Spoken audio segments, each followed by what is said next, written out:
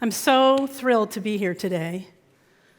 And the theme for this month is the never-ending story. Not that one with that weird flying dog thing in 1984. Although Rotten Tomatoes gives it a high score. But we're here to talk about your never-ending story and mine. So I'm just going to preface all of this with, this is my opinion. So I don't have to keep saying this is what I believe. But what I believe is that my soul is eternal and changeless. Because God is eternal and changeless. And so at some point, my soul makes a decision to come into form. Skin and bone and muscle and blood. But before that, it must have a conversation. It must be deciding to come for a reason. And so I imagine my soul and God having a little chat. You want to go? I do, I want to go. What are you going to do? You tell me. And whatever it is that the soul and God decide, there's a story created to fulfill that mission of incarnation. Otherwise, we're all just here, and so what? Seems kind of pointless. So we come here, little babies. We come in with a story that we know, that is written on the fiber of our being and set so deeply in our heart that we know, and we're excited, and we're ready, and then something happens. Something happens to that story of perfection and wholeness and peace and love and whatever it is the mission. Something happens, and it gets rewritten. I think most of you are old enough to remember VHS tapes, right? Remember recording the finale for Dallas? Who shot JR? And then you put it in to watch it, and it's an episode of Alf. Or Different Strokes, or whatever. That story of ours gets rewritten. I've been in computers long enough to know that data, much like matter, data is never destroyed unless you physically smash it. So that story that's rewritten, it's still here. The original story is still right here. And the soul knows it. So all these things start happening: life, family, people, events, tragedies, triumphs, all of it starts rewriting this story we came in with to create what we think is our life story. And I'm here to tell you today, it's not your life story. It's not. It's the story of things that have happened to you, but it is not your story. It's just data. And it's true. It's not like that thing didn't happen to you. It did. But it's not the truth of you. And then we start living that story. We start living it. And then we start telling people. Oh, we love to tell people our story. And the brain loves story. The brain is a story-making machine. It was made that way so it could take all kinds of data and make decisions based on a story that it creates, and it's how we survived all these millennia. But it also likes to embellish. there's little spots that you can't remember, and so it goes, oh, this happened. Yeah. I was home recently, home being East Coast, and I was telling some story, and somebody was like, that's not what happened. I was like, yeah, it is. Yeah, remember? And they're like, oh, no, that's not how it happened. And I said, well, tell me your version. And they did, and I said, well, I like my version much better. It was a way better version of the story. So there's these things that happen, and then the story happens, and then we start telling stories about the stories. And then they become truth. If you've heard me speak before, you might have heard me talk about the hamster wheel. I'm a big fan of the hamster wheel analogy.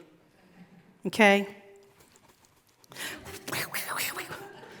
You know, they even have those for cats now. Those, Lord, I would love to see my cat on one of those. Anyway, the hamster wheel is thought, belief, expectation, and experience. So we have this rewritten story that we keep telling, and it becomes true. And then we fill it in and embellish it and add facts that may or may not have happened. And there we are, on it. Thinking, thought. And we think it so much, we start believing it. Whatever it is, whatever you keep thinking about, you are going to believe. That is how our mind works.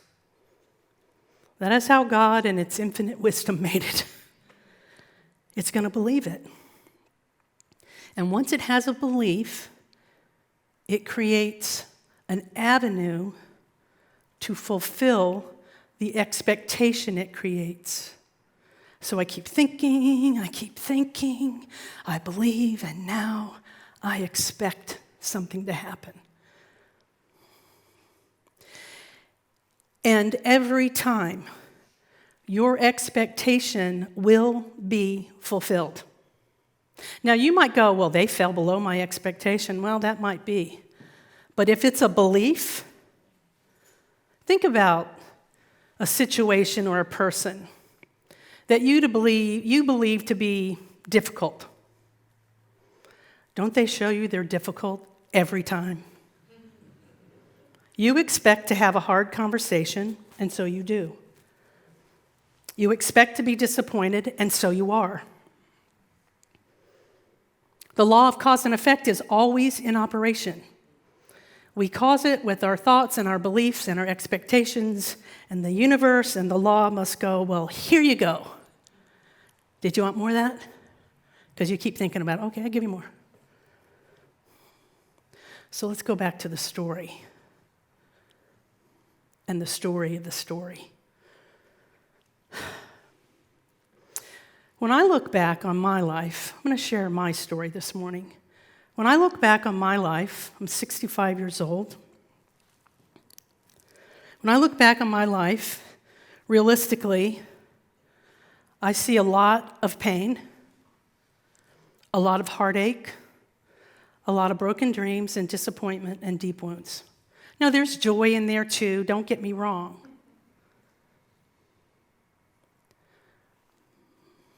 But that's an underwriting part of my story. I've had the privilege of doing the work in this book, the Grief Recovery Handbook. Don't pass go. Don't collect $200. Go buy this book. Trust me, this book is about loss. It's not about death. It can be, but it's about loss. And doing this work with my friend, my partner in this work, I discovered my deepest wound. Had no idea it was operating. I just thought I did stuff because, that happened and now I do this. But I discovered my deepest wound. And it happened when I was 18 months old. That's a long time ago. I mean, it is. My trust was broken when I was a year and a half. My trust. The thing that we should have, for sure, is trust when you're a baby and a toddler. But my trust was broken. And it started rewriting my story. Oh, I don't trust you. So I grew into a child that was wary and a teenager that could not bear to be seen. And a young adult and a full-fledged adult. I see the coping mechanisms that I use because that story of not trusting included God. Oh, heck no, I'm not trusting you. Why would I trust you? Give me a reason. Now, as I've said earlier, I'm a Baptist preacher's kid. And I could go through all the motions. And I could go out and evangelize with the best of them, knocking door to door. Some of you know what I mean. Do you know Jesus? Right? Yeah. And no one would ever know that that's what was happening for me, that I didn't trust the world and I didn't trust people that I should trust, because I would never let you even know it. I was quite the actress. I would never trust you enough to see me, whatever this is. No, you don't get it. I'm not giving it to you, I'm not giving it to you, I'm not giving it to you, and I'm certainly not giving it to you. And that's my Baptist finger pointing up to God. I'm not doing it. So through this book, realizing this thing that I haven't trusted, I'm able, just this week, just because I was asked to do this, to discover the gift and the pathway to the gift. Because there's only one truth. We think things that are true are the truth, and they're not. I heard Brené Brown say recently, in the absence of data, we will make up story. Yeah, right? Well, she went on. And she said, in spite of the data, we make up story. Right? So if I'm going to talk about the truth, and we always talk about the big T truth because it's the truth of God, what is the truth? I believe the truth is that God is. Period. End of sentence. God is. And if God is, I am. And if I am, you are. And you are. And we all are. And that's either true or it's not. There's nothing in between. Thomas Troward says it, God is or God isn't. You decide.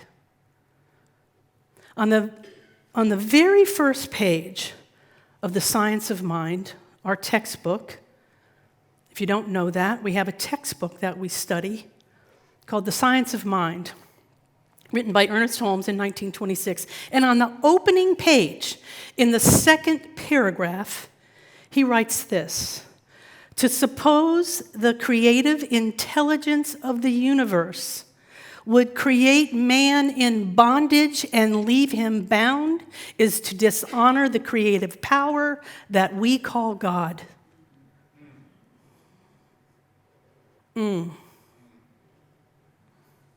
God did not create you in bondage.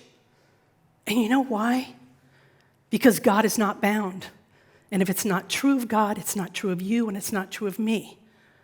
We are born to be free, and we are given choice. We get to choose what we believe, which means we better be choosing what we think about. Hamster wheel. Right? There you go. So think about your life. Think about your story. Would you rather be the victim in your story or the victor of your story? That's a big question. And, some of us are comfortable where we are. No harm, no foul, until you're ready to not be, and then you can choose to not be the victim in your story. There's a place where God starts transforming the wound. Remember those old commercials? Can you hear me now? Can you hear me now? Right? I always picture God doing that with me. Will you trust me now? No? Not yet? Okay. How about this? I'll give you this reason. Will you trust me now? Nope. All right. Don't trust me. But I'm here today to tell you that I am the living, breathing evidence that God will take your wound and create the gift for you. Because all the time that I was hiding, and I mean hiding, all the time that I spent not trusting, all the time that I was telling God to take a hike, maybe a little more colorful than that, but all that time I felt so alone and so betrayed. God was there. And God kept giving me opportunities to trust and giving me opportunities to actually fulfill my desire to be seen. All that time I was hiding, I wanted somebody to see me for who I was, but I couldn't show it. I wanted to stand up and sing, but I couldn't unless I was 3 beers in and half a bad joint of Mexican weed. You know. It was the 70s. I wanted that, but I could not allow it because I could not trust God to keep me safe and to actually be trustworthy. So it kept giving me little opportunities, little will you trust me now moments. I have to tell you, I love standing here. I love it. I love being able to preach the good news. I love being able to say, God is magnificent and wonderful and all-encompassing and all-loving. It creates harmony and peace where discord and the lack of justice seem to permeate everything. God is here and now, not becoming, here and now. It changed my life. It rewrote my story. And it asked me to stand up here 15 years ago. And I was like, oh, hell no. Nope. Get on the bus, Chuck. But it knew the path of my healing was also the path that wounded me and would allow me to live into my gift.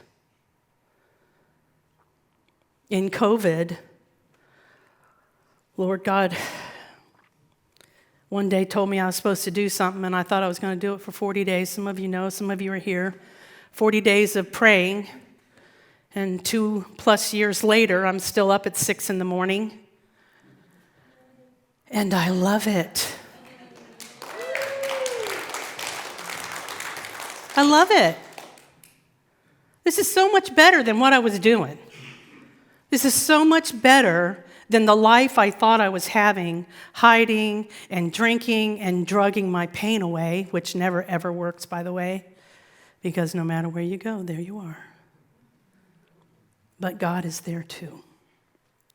And God will transform what you're willing to trust, even just a little. Even if it's a step here and oh no, it'll still do it. Whatever the desire of your heart is, listen to it. Listen. It's God talking. It's your soul remembering for you the truth of your being. Victim or victor, bound or free, it's your choice. I love this book. This is kind of my Baptist version of this book, the pretty gold pages and the little pretty ribbon. It made me feel very old school. I was like, oh, I want that one. The Science of Mind. This is what we teach and believe here. If you are hearing this for the first time, go buy this book and start reading it. Don't let it gather dust. It's a treasure, and it's a treasury from a man that just studied and went, oh, right. And sometimes the words might sound strange, but just read them again and see if they'll take hold. I want to share two things that are pertinent to what I'm saying and that have taken hold of me this year and last year. This is on page 432. Have no fear of tomorrow. Enjoy today. Sounds good? Okay, you ready? Refuse to carry the corpse of a mistaken yesterday. That's a strong word. The corpse of a mistaken yesterday. That's your old story. What untold misery is suffered through the burdens imposed by our yesterdays and the bitter prospects of our tomorrows, expectation and belief. The good of the present day is too often sandwiched between these two impossible situations. The day in which we live is sufficient. Hear that. The day, today, is sufficient. We are to live today as though God were in his heaven while all is well with our souls. Original story. All is well. And then let me share this because, dang, it's good. Everything our thought rests upon is either retarded or quickened by the power of that thought. Everything the thought rests upon is retarded or quickened by the power of that thought. Everyone is a law unto himself under the great law of cause and effect governing all things. That's just how it is. When we constructively praise and creatively bless, life abounds with love, peace, and joy. Constructively praise, creatively bless. Then he says this, let goodness shine forth. Let us learn to see that everyone, you and me, everyone is an evolving Christ. Let us so live and think that we may retire at night in peace, knowing that no harm can come to the soul. That we may rise in the morning renewed in body and in mind with a brighter outlook, a happier expectation, and a clearer joy, looking upon all with love, condemning none, and blessing, again, blessing even those who seek to injure us. Let us learn to be perfect even as that divine being residing in the heart of all and overshadowing eternity must also be perfect. Wise words. So I have an ask. I want to ask you, before you put your head on the pillow tonight, to take some time and ask, what story am I telling? And is it full of facts, or is it the truth of me? And if it's just full of facts, let God have it. Say out loud, declare to the God of your understanding. Your God's not my God. God's personal. Declare to the God of your understanding that you're willing to return to the original story of your perfection, your wholeness, your completeness, where there is nothing to be forgiven or earned. That's your story. That's what you came in with. Take some time today, and go, what's my story? Is it the truth? Let's pray.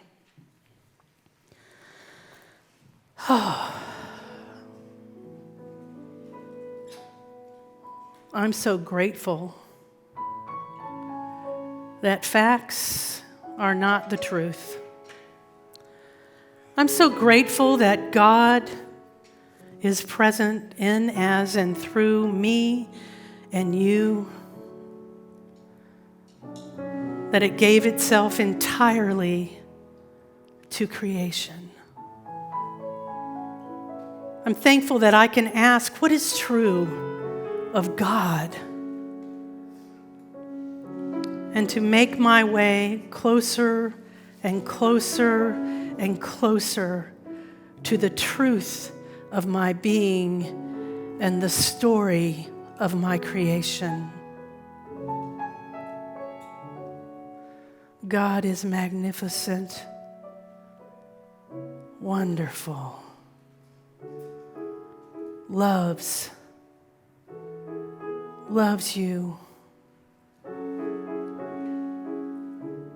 You are that which God is. God is that which you are. No matter all the story, that is the truth.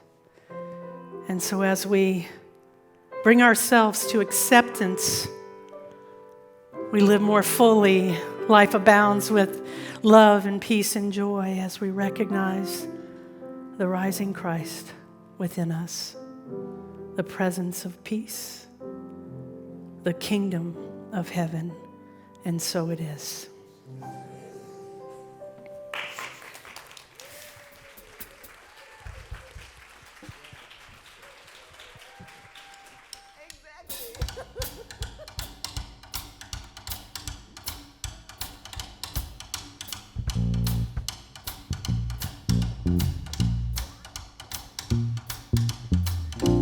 Bite my tongue and hold my breath, scared to rock the boat and make a mess. So I sat quietly, agreed politely. I guess that I forgot I had a choice. I let you push me to the breaking point. I stood for nothing, so I fell for everything.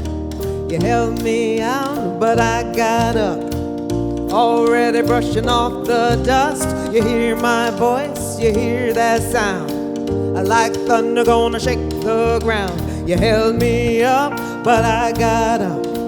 I get ready 'cause I had enough. I see it all, I see it now.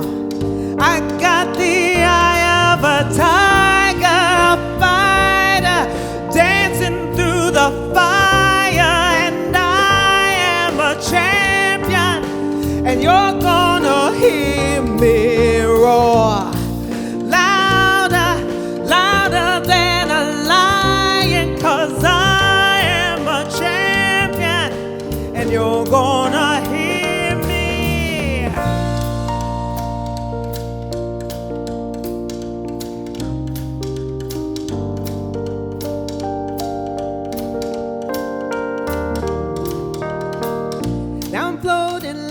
a butterfly, stinging like a bee. I earned my stripes. I went from zero.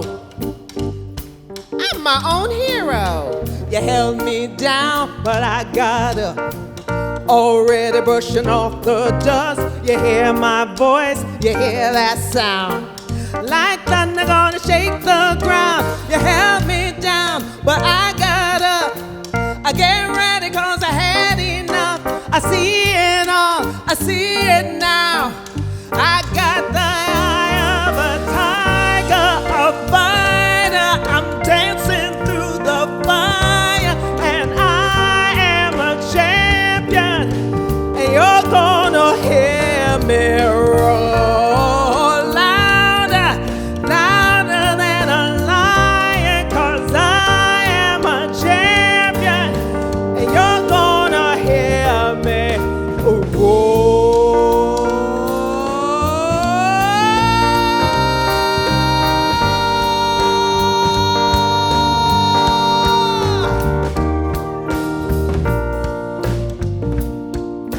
Okay, so there's that fear, there's that talk, the one that's been kicking your ass up and down for a really long time. I want you to get in your lion mode. And you approach that lie and say, I got the eye of a tiger. You're gonna hear me roar. You're not pushing me around. I ain't doing it no more. I got a brand new life. I got a brand new way. I'm supposed to be living